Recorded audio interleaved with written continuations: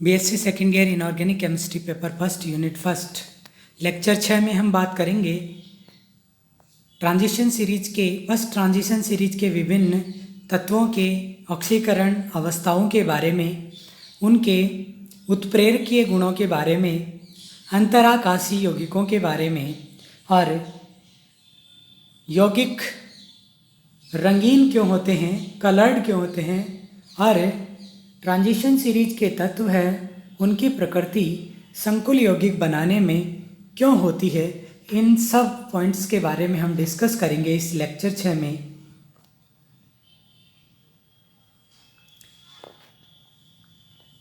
ऑक्सीकरण अवस्था संक्रमण तत्वों का एक अद्भुत गुण है ऑक्सीकरण अवस्था। और ऑक्सीकरण अवस्था ज़्यादातर संक्रमण तत्व 2 या 2 से अधिक विभिन्न प्रकार की ऑक्सीकरण अवस्थाएं दर्शाते हैं।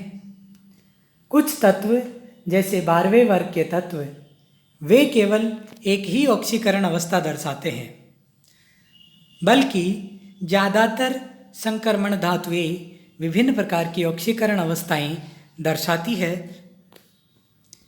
क्यों दर्शाती है? इसका कारण है कि इन धातुओं में N-1d तथा Ns इलेक्ट्रॉन होते हैं और ये दोनों ऊर्जा स्तर एक दूसरे के नज़दीक होते हैं। अतः इन संक्रमण तत्वों में बाह्यतम इलेक्ट्रॉन आसानी से निकल जाता है और विभिन्न S और D इलेक्ट्रॉन निकलते हैं। इसके कारण विभिन्न प्रकार की ऑक्सीकरण अवस्था दर्शाते हैं।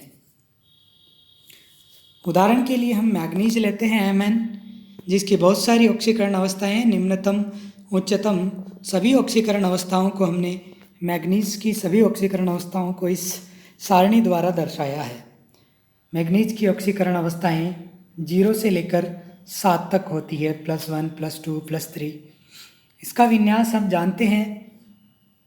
मैग्नीज 0 ऑक्सीकरण अवस्था में इसका विन्यास होता है 3d5 for S2। D में 5 इलेक्ट्रॉन है, अयुग्मित इलेक्ट्रॉन है। S में 2 इलेक्ट्रॉन है, दोनों युग्मित है। जब हम सबसे पहले +1 एक इलेक्ट्रॉन निकलेगा तो वो 4s से निकलेगा, फिर +2 तो दोनों इलेक्ट्रॉन निकल जाएंगे 4s के, +3 3d का 5वां इलेक्ट्रॉन निकल जाएगा। इस तरह से Mn+7 में सभी D और S इलेक्ट्रॉन निकल जाएंगे। इस तरह विभिन्न प्रकार की ऑक्सीकरण अवस्थाएं दर्शाई जाती है। मैग्नीज की ऑक्सीकरण अवस्था +7 से अधिक नहीं हो सकती, क्योंकि +7 ऑक्सीकरण अवस्था में इसमें इलेक्ट्रॉनों की संख्या 0 हो जाती है। इस प्रकार हम ऑक्सीकरण अवस्थाओं की बात करें, सबसे पहला तत्व है स्कैंडिनियम। स्कैंडिनियम तत्व है, इसका विन्यास होता है 4s2 3d1। इसमें 3 इलेक्ट्रॉन है, अतः 3 ऑक्सीकरण अवस्था +3 हो सकती है। ये +3 ऑक्सीकरण अवस्था दर्शाता है। श्रृंखला में दाईं ओर चलने पर यह अंतर बढ़ने लगता है, जिससे सामान्यतः +2 और +3 दोनों ऑक्सीकरण अवस्थाएं स्थायी होती जाती है। अब संक्रमण तत्वों के रसायनों की बात करें, हम इनके इलेक्ट्रॉन और ऑक्सीकरण अवस्थाओं की बात करें तो विभिन्न प्रकार की ऑक्सीकरण अवस्थाएं हैं। स्कैंडिनियम केवल एक ऑक्सीकरण अवस्था दर्शाता है, +3 3 इलेक्ट्रॉन होते हैं। जिंक +2 ऑक्सीकरण अवस्था दर्शाता है, 12वें वर्ग का है। कॉपर +1 और +2। और जो ये ब्लैक बोल्ड है, ये स्थायी ऑक्सीकरण अवस्थाएं भी कहलाती है। जो ब्रैकेट में दी गई है यह स्थायी ऑक्सीकरण अवस्थाएं हैं। इलेक्ट्रॉन निकलते रहते हैं, उनके आधार पर ऑक्सीकरण अवस्थाएं हैं। तो सबसे ज़्यादा सर्वाधिक ऑक्सीकरण अवस्था Mn की होती है +7, ये हमको ध्यान रखना है। क्रोमियम +6 दर्शाता है, लेकिन अस्थायी होती है। सर्वाधिक स्थायी ऑक्सीकरण अवस्था हम बात करते हैं, इनकी चल रही है +2 और +3। श्रृंखला के मध्यवर्ती तत्वों में ऑक्सीकरण अवस्थाएं प्रदर्शित होती है बहुत सी। इसका कारण है कि S और D इलेक्ट्रॉन आपस में ऊर्जा इनकी कक्षकों की समान है, इसलिए दोनों इलेक्ट्रॉन आसानी से निकल जाते हैं। विभिन्न प्रकार की ऑक्सीकरण अवस्थाओं के स्थायित्व का संबंध काफ़ी हद तक खाली कक्षकों D0 विन्यास होने के कारण स्थायित्व, अर्धपूरित विन्यास होने D5 होने के कारण स्थायित्व, ये दो कारण इनके, या D10 विन्यास होने के कारण स्थायित्व, इन विन्यासों के स्थायित्व के कारण इनसे संबंधित ऑक्सीकरण अवस्थाएं स्थायी होती है। जैसे टाइटेनियम 4 ऑक्सीकरण अवस्था, टाइटेनियम में +4 ऑक्सीकरण अवस्था स्थायी है, क्योंकि +4 के कारण 4 इलेक्ट्रॉन टाइटेनियम से निकालने पर 3D0 विन्यास प्राप्त कर लेता है, जो कि अत्यधिक स्थायी है। उच्चतम ऑक्सीकरण अवस्थाओं में, अब हम इस पॉइंट के बारे में डिस्कस करेंगे, उच्चतम ऑक्सीकरण अवस्थाओं में ये तत्व आयनिक यौगिक नहीं बनाते हैं, क्योंकि 3 इलेक्ट्रॉन निकलना जाने के बाद इलेक्ट्रॉन नाभिक द्वारा आकर्षित होने लगते हैं और अधिक इलेक्ट्रॉनों का संभव नहीं हो पाता निकलना, इसलिए ये उच्चतम अवस्थाओं में आयनिक गुण नहीं दर्शाते हैं। श्रृंखला में स्कैंडिनियम 3 सर्वाधिक आयनिक गुण पाए जाते हैं। हम बात करें 3D सीरीज में सबसे अधिक आयनिक यौगिक कौन से आयनिक गुण किस तत्व में पाए जाते हैं, तो स्कैंडिनियम 3 में। तत्वों के सामान्य अकार्बनिक यौगिकों में भी सहसंयोजक गुणों का पाया जाना संक्रमण धातुओं के छोटे आकार के कारण होता है, जिससे धनायन और ऋणायन के मध्य आकर्षण बढ़ जाता है। धातुओं की उच्चतर ऑक्सीकरण अवस्थाओं में बने यौगिकों की व्याख्या N-1DNS और Np कक्षकों के संकरण के माध्यम से दी जाती है। निम्नतम ऑक्सीकरण अवस्थाओं में संक्रमण तत्वों में आयनिक गुण अधिक होते हैं, तो जो आयनिक गुण होते हैं वो निम्न ऑक्सीकरण अवस्था में अधिक होते हैं, तथा बंध का आयनिक गुण ऑक्सीकरण संख्या बढ़ने के साथ साथ घटता है। ये वेरी इंपॉर्टेंट है, हम इस पॉइंट की बात करेंगे कि जैसे जैसे ऑक्सीकरण अंक बढ़ेगा संक्रमण धातुओं में आयनिक गुण घटते जाएंगे, और इस प्रकार ऑक्सीकरण अंक बढ़ने के कारण बेसिक आयनिक गुणों में कमी आने के कारण धातु ऑक्साइड के बेसिक गुण भी कम होने लगते हैं। इसको क्वेश्चन किस प्रकार पूछा जाता है कि MnO जिसमें Mn+2 की ऑक्सीकरण अवस्था +2 है, बेसिक है, क्षारीय है। MnO2 जिसमें Mn की ऑक्सीकरण अवस्था +4 है, उभयधर्मी है, एम्फोटेरिक है, तथा MnO3 जिसमें Mn की ऑक्सीकरण अवस्था +6 है, एसिडिक है या अम्लीय है। इसका कारण क्या है?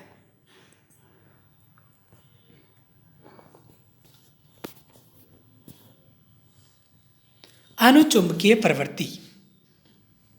D कक्षकों में अयुग्मित इलेक्ट्रॉन होने के कारण संक्रमण तत्व अनुचुंबकीय तत्व है। संक्रमण तत्व कैसे तत्व है? अनुचुंबकीय। और क्यों है? क्योंकि इनमें अत्यधिक अयुग्मित इलेक्ट्रॉन पाए जाते हैं। Mn+2 का आयन का चुंबकीय आघूर्ण 3D कक्षकों में 5 अयुग्मित इलेक्ट्रॉनों की उपस्थिति के अनुरूप होता है। जिन आयनों में सभी इलेक्ट्रॉन युग्मित होते हैं वे प्रतिचुंबकीय होते हैं, क्योंकि एक दूसरे के चुंबकीय प्रभाव को नष्ट कर देते हैं। उदाहरण स्कैंडिनियम +3, टाइटेनियम +3, जिंक +2 प्रतिचुंबकीय होते प्रकृति के होते हैं। एग्जाम में क्वेश्चन पूछा जाता है कि प्रतिचुंबकीय प्रकृति के तत्व कौन कौन से हैं, तो हम बात करेंगे Zn+2, Sc+3, या आपसे कोई आयन दे देगा धन आयन और उससे पूछेगा कि ये प्रतिचुंबकीय है या अनिचुंबकीय, तो आपको उसका इलेक्ट्रॉनिक विन्यास निकालना है, और जिसका इलेक्ट्रॉनिक विन्यास निकालने पर सभी इलेक्ट्रॉन युग्मित हो, पेयर्ड हो, तो वो प्रतिचुंबकीय होंगे। रंगीन विलयन। अब रंगीन विलयन की हम बात करें, रंगीन विलयन किसे कहते हैं? हम जानते हैं कि उत्तम गैस या छद्म गैस विन्यास वाले आयनों के विलयन रंगहीन होते हैं, कलरलेस होते हैं। अर्थात D0, D10 या जिनमें युग्मित इलेक्ट्रॉन होते हैं वे आयन बिना रंग वाले होते हैं, जबकि अपूर्ण डी कक्षकों वाले आयन साधारणतः रंगीन या कलर्ड होते हैं। ऐसे डी कक्षक जिनमें अयुग्मित इलेक्ट्रॉन होते हैं वे कलर्ड होते हैं। दूसरे शब्दों में प्रतिचुंबकीय आयन रंगहीन और अनुचुंबकीय आयन रंगीन होते हैं। और कुछ तत्वों की बात हम इस सारणी में करने वाले हैं, अयुग्मित इलेक्ट्रॉनों की संख्या और उनका रंग। जैसे जैसे अयुग्मित इलेक्ट्रॉनों की संख्या बढ़ेगी उनका रंग या कलर गहरा होता जाएगा। जैसे D5 की बात करें, ये गुलाबी या पीला है, ये अनुचुंबकीय है। इस तरह से इनकी हम बात करते हैं। यौगिक की अष्टफल की संरचना होने के कारण उस धातु में 5 कक्षक विभाजित हो जाते हैं 2 समूहों में। एक समूह एक स्तर T2G जिसमें 3 कक्षक होते हैं DX, DXY, DYZ और DXZ, और 2 कक्षकों का समूह DX2, Y2 और DZ2 ऊपर चले जाते हैं, ऊर्जा ज़्यादा होती है तो जिन्हें EG कहते हैं। ये T2G और ये EG, इनके बीच ये डेल्टा O ऑक्टाहेड्रल एनर्जी है, स्प्लिटिंग एनर्जी है। जब कोई इलेक्ट्रॉन निम्न ऊर्जा स्तर से उच्च ऊर्जा स्तर में जाता है तो ऊर्जा का अवशोषण होता है और अवशोषण के बाद इलेक्ट्रॉन DD इलेक्ट्रॉन स्थानांतरण होते हैं, जिसके कारण वो कलर दर्शाता है।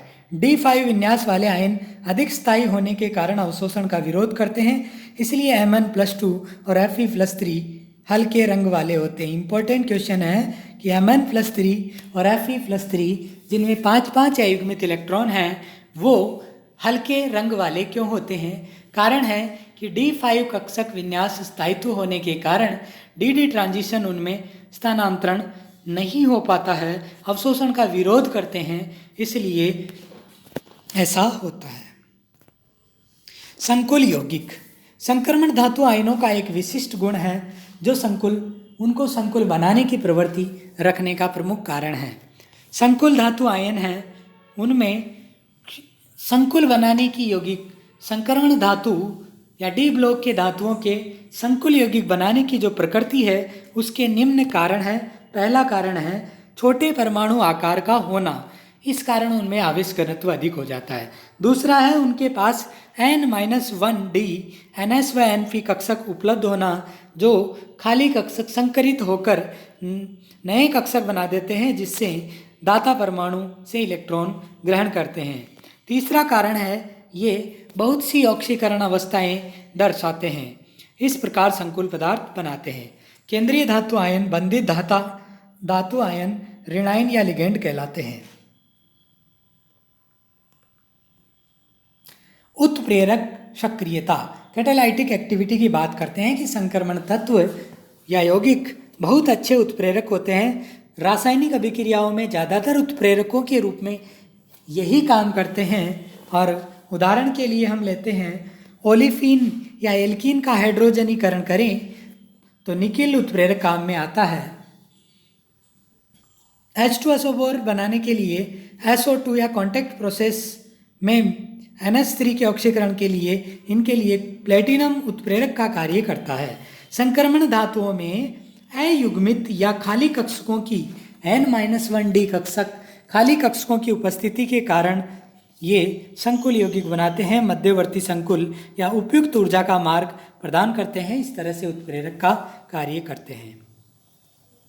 अंतराकाशी यौगिक बनाने की क्षमता, ये संकरण धातुओं के क्रिस्टलीय संरचना में कुछ स्पेस होता है, खाली स्थान होता है। उस स्पेस में छोटे अधातु तत्व जैसे हाइड्रोजन, बोरॉन, कार्बन और नाइट्रोजन ये जमा हो जाते हैं, उनको ये बंद कर लेते हैं। इस तरह से अंतराकाशी यौगिकों का निर्माण होता है। नॉन स्टोइकियोमेट्रिक यौगिक, स्टोइकियोमेट्रिक यौगिक का मतलब होता है कि समान अनुपात में धनायन और ऋणायन आपस में मिलकर यौगिक बनाए। नॉन स्टोइकियोमेट्रिक का मतलब है कि धनायन और ऋणायन का अनुपात सरल अनुपात के रूप में नहीं रहता है। संक्रमण तत्व ऐसे यौगिक बनाते हैं जिनका संगठन स्थिर अनुपात के नियम का पालन नहीं करता। उदाहरण के लिए क्यूप्रस सल्फाइड C2S में सल्फर का अनुपात 2:1 होना चाहिए, लेकिन वास्तव में ये 1.7:1 है। ऐसे यौगिकों को नॉन स्टोइकियोमेट्रिक यौगिक कहते हैं। स्थिर अनुपात में कमी क्रिस्टल संरचना में अपूर्णता या डिफेक्ट के कारण होती है। आयनों की जल अपघटित होने की प्रवृत्ति। संक्रमण तत्वों के आयनों पर धनावेश पाया जाता है। n-d कक्षक आंशिक रूप से भरे रहते हैं, इस कारण ये जल अपघटन आसानी से दर्शाते हैं। उदाहरण के लिए कॉपर सल्फेट FeCl3 को जब जल में घोला जाता है तो धनायन जल को आकर्षित करते हैं और ऑक्सीजन परमाणुओं के एकल युग्म की तरफ से बंध बना लेते हैं। इस तरह से OH बंध बन जाता है। संक्रमण धातु हाइड्रोक्साइड के अवक्षेप प्राप्त होते हैं। क्षारीय मृदा धातु और क्षारीय धातुओं में खाली कक्षक उपलब्ध नहीं होने के कारण ये जल में घोलने पर जल अपघटित नहीं होते हैं। बहुत बहुत धन्यवाद।